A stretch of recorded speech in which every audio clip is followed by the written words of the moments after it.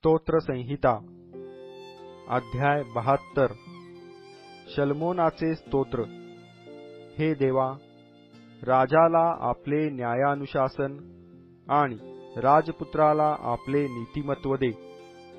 तो नीतीने तुझ्या लोकांचा न्याय करो, तुझ्या दीनांचा निवाडा न्यायबुद्धीने करो। पर्वत व डोंगर नीतीच्या द्वारे लोकास शांतिदायक होवोत। तो प्रजेतल्या दीनांचा न्याय करो, तो दारिद्र्यांच्या मुलाबाळांचे तारण करो। तो जुलूम करणाऱ्यास चिरडून टाको। सूर्य व चंद्र आहेत तोपर्यंत ते पिढ्यानपिढ्या तुझे भय धरोत। कापलेल्या गवतावर पडणाऱ्या पर्जन्याप्रमाणे, भूमी सिंचन करणाऱ्या सरींप्रमाणे तो उतरो।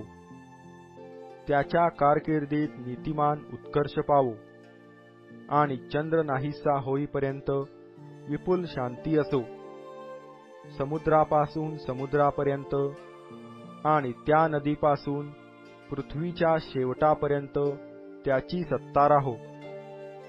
अरण्यातले रहिवासी त्याला नमन करोत, त्याचे वैरी धूळ चाटोत। तार्शिश व द्वीपे ह्यांचे राजे खंडणी देवोत। शबा व सबा ह्यांचे राजे नजराणे आणोत। सर्व राजे त्याला दंडवत घालोत, सर्व राष्ट्रे त्याची सेवा करोत।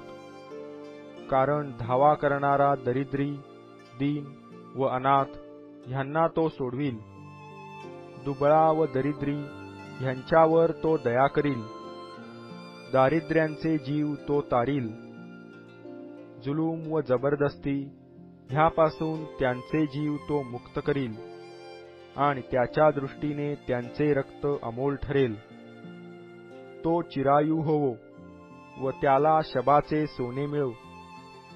त्याच्यासाठी सतत प्रार्थना केली जावो।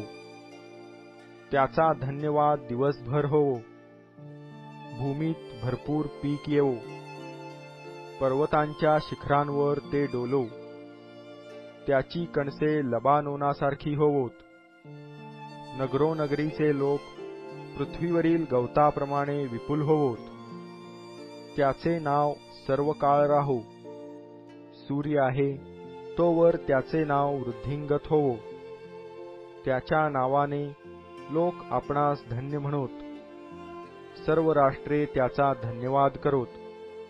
परमेश्वर देव, इस्रायलाचा देव, तोच काय तो अद्भुत कृत्ये करीतो। त्याचा धन्यवाद होवो। त्याचे गौरवयुक्त नाव सदा सुवंदित असो। त्याच्या महिम्याने सर्व पृथ्वी भरो। आमेन, आमेन। इशायाचा पुत्र दावीद ह्याच्या प्रार्थना समाप्त।